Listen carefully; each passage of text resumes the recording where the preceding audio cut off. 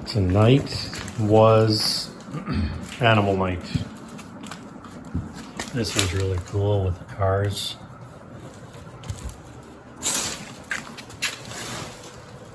Some more desirable ones in here. Here's another one of these that we sold. The odd rabbit with the toothpicks.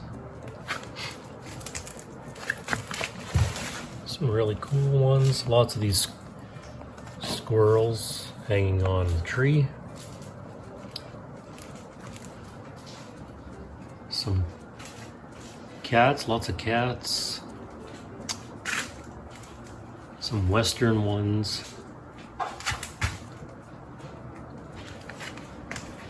That is 2 more tubs emptied out, ready for cleaning. And these came out of the mystery box. Lots of these were made by her. There's some green Pyrex. Donkey with some saddle canteens. Some plates with eggs and roosters.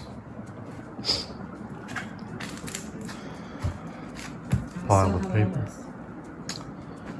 And we still have all these boxes to go through. 1, 2, 3, 4, 5, 6, 7, 8, 9, 10, 11, 12, 13, 14, 15 boxes that we need to empty.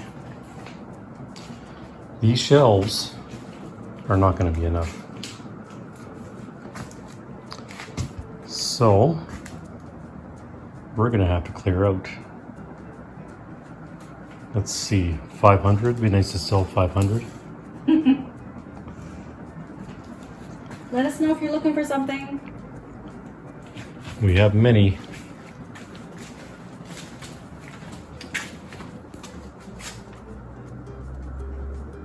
Rebecca put a little video together. The cat ones and the Holden Howard in the back, those are hers. Sylvester Tweedy. We'll sell those. We pulled out old Bugs Bunny and old Warner Brothers Minnie and Mickey today. That's right. Sold those studs today. We have a couple more. We have more anthro, we're going to call them. We have a couple more of those penguins. And these we'll sell some. I'm not sure if Rebecca's going to let those go. Nope. Nope. And the bluebirds, for the right price, we might let these all go. We'll see.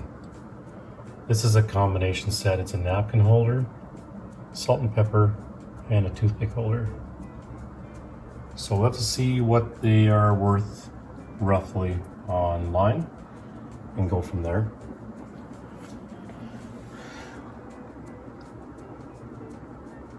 Lots and lots. There's Mickey and Minnie on a bench, I think.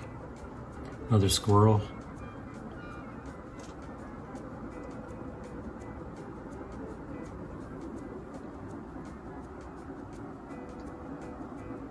Oh, so many.